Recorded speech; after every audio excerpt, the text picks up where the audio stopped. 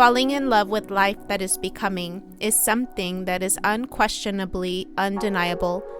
To have the courage and strength to transform yourself beyond the norm of the moment is something to applaud, something to look up to.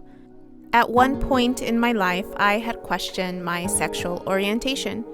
I then found myself having dreams and felt confused until I learned how to decode what my dreams meant. Still curious about this community, I then decided to take gender and LGBT studies courses to gain a better understanding because this new community has now become a part of my community. And just as I expected, I fell in love again.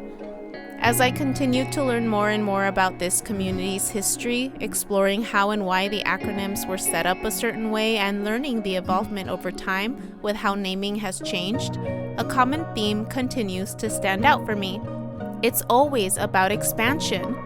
Expanding from the binary lens of society with regards to gender identity and sexual orientation to include the diversity that exists everywhere in the middle.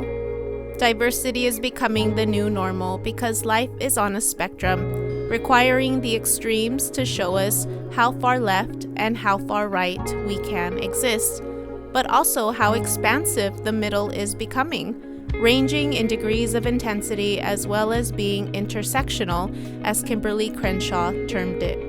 I have learned about the many definitions that the word queer has, and at some point I did choose to identify as such because it just made sense.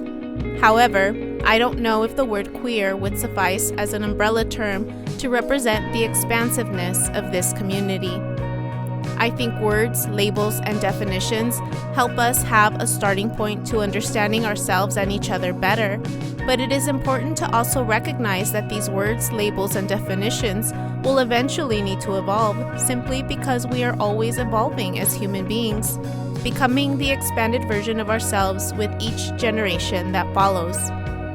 I think the most surprising thing I've learned thus far has been the word choices used in the introduction of one of my textbooks, a statement that reads, quote, "Our goal in this textbook is to embrace the original impulse of queer theory to challenge and disrupt the conventions of straight, white, middle-class America," end quote. Based on the overview history I am learning of how this community has fought to be seen, heard, acknowledged, and recognized in society, I can understand why the words challenge and disrupt are being used here.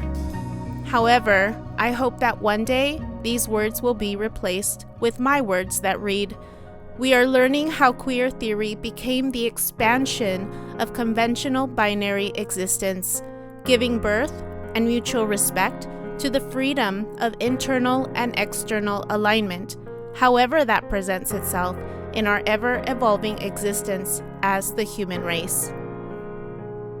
It is important to recognize that just as word choices and labels give us a starting point to work with, it can also potentially become rigid and stagnant if we refuse to modify or change the terms we use. This can result in us putting ourselves into fixed boxes or terms that will make it hard to break free from, similar to the binary boxes and terms that we have started with. I can see how including the additional initials in LGBTQ+ is helpful for representation, acknowledgement, and respect for a community that is still in the process of healing and becoming seen, valued, and recognized in day-to-day society. This is just where we are in this current time frame, knowing that this moment is also temporary because we are always in constant motion, getting ready for the next moment in time and the next moment after that. I appreciate the impact of those who came before us to pave the way for the silence to be broken, for the initial struggle to be seen, heard, recognized, and accepted, for representing how important it is to be free to align ourselves with our truth, however that looks like, and for modeling how to recreate oneself as many times as needed in order to live a life that exists to transform and expand beyond what those before us create. I know that one day the struggle will be over because we are already learning how to reclaim our personal power, how to energetically break free from the chains that hold us back from our own unique paths of becoming. And more of us will be able to do that with each cycle and generation that comes. My name is Yubi, and this is my Transformed Truth. Thank you for watching You Becoming Healed, where I model and teach you how to own and transform your truth for healing. Until next time.